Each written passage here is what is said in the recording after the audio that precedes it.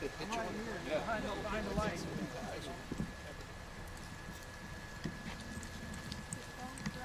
Ready? Yeah.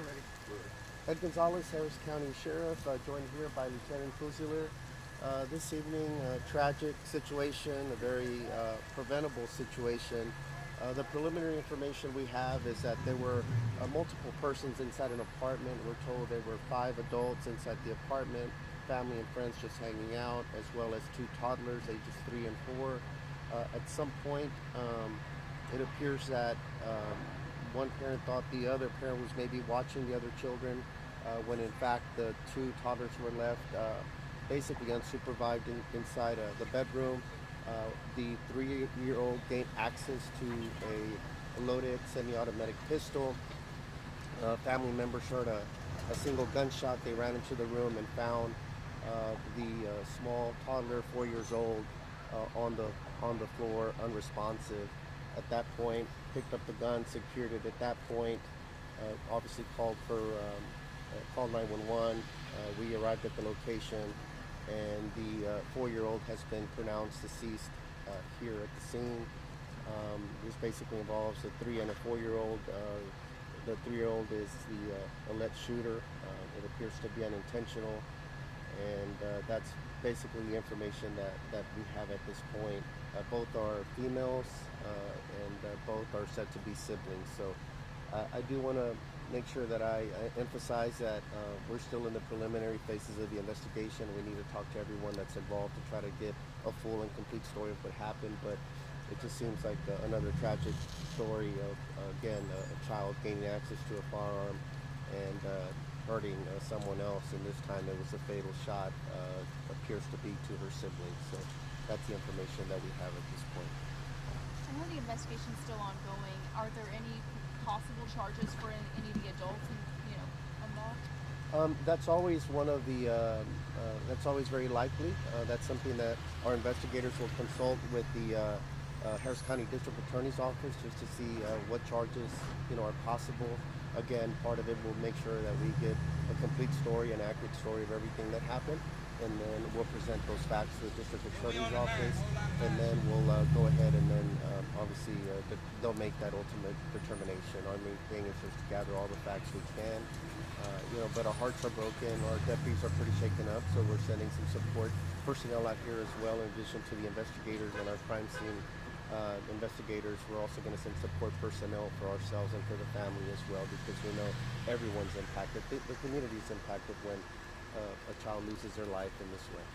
And Sheriff, unfortunately you said it's not the first time that something like this has happened. You said it's something that's preventable. Do you have a message for the community about incidents like this? Yes, we continue to send the message that this is very preventable. Here recently, in fact, we were talking about it again recently. We held a press conference to talk about this very issue, about children being able to gain access to guns. In fact, I believe the Houston Police Department today launched their latest effort to give more gun safes to the community completely free. And so, it's just, again, very tragic and very preventable. You got to make sure you're being a responsible gun owner, securing your weapons in a safe place. It's got to be more than just telling young kids not to touch the weapons. We've got to do a little bit more. We see far too many tragic situations like this unfold. This week, it's spring break. A lot of kids are going to be at home. Then summer's not that far away, and there always seems to be an uptick of these type of cases. So they're always very tragic and very impactful for everyone. So just we continue to reiterate the message. Make sure you're securing your weapons. Get a gun safe, a gun lock. Store it somewhere, where it can't be accessible to a child. Yes. Esta tarde recibimos una llamada a estos apartamentos. Habían aproximadamente 5 adultos y dos niñas de años de 3 y 4 años. Nos dicen que son hermanas. En un momento yo creo que los padres se descuidaron. Las hijas estaban dentro de una habitación cuando la familia y los amigos que estaban aquí escucharon un disparo. Entraron y encontraron a la niña de 4 años que estaba herida. Parece ser que la niña de 3 años pudo obtener una pistola que estaba dentro del apartamento. Tenía una bala dentro de la pistola y le pudo disparar a su hermana y pues falleció aquí. Entonces fue una situación muy triste para toda la familia y todos los que respondieron a esta escena. Entonces aquí vamos a investigar todos los hechos y obviamente el mensaje a los padres que por favor mantengan sus armas en una manera segura para que los niños no puedan obtener esas armas, porque pasan muchas tragedias y este tipo de situaciones se pueden prevenir. ¿Había personas adultas dentro del inmueble? ¿Eran los padres? Sí, estaban los padres dentro de la casa. Parece ser que uno pensó que el otro padre estaba vigilando a las niñas, se descuidaron en un momento y pues las niñas estaban jugando dentro de la habitación cuando tuvieron la arma. En este caso, ¿los responsables pudieron enfrentar cargos? Es posible, nosotros estamos con la fiscalía para ver cuáles cargos se pueden poner contra los adultos, pero en este momento no se han hecho esas decisiones. Primeramente obtenemos toda la información y para estar seguro que todos los hechos son exactamente como los explicaron en esta parte inicial de la investigación. Sorry if you just asked this. Do you know if the siblings lived in that apartment? That was their house? Yes, that's the initial information we have, that they reside here with the parents, and again, it's just unfortunate situation. You mentioned the sibling who, how old was? The one that grabbed the pistol is said to be the 3-year-old and shot the 4-year-old sister, is the information.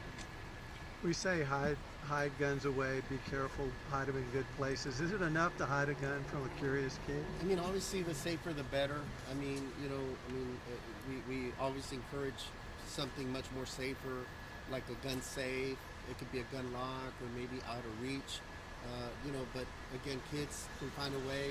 These were smaller children, so the gun wasn't in a very secure place, if you will, but kids could jump on top of furniture and stuff or gain access to them all the time. But obviously something more secure like a gun safe or a gun lock would be the better recommendation. And the parents, how are they holding up? Everybody's pretty shaken up out there. They're pretty young as well. I believe the parents I believe mother and stepfather are, I believe, maybe in their late 20s, so they're pretty young as well.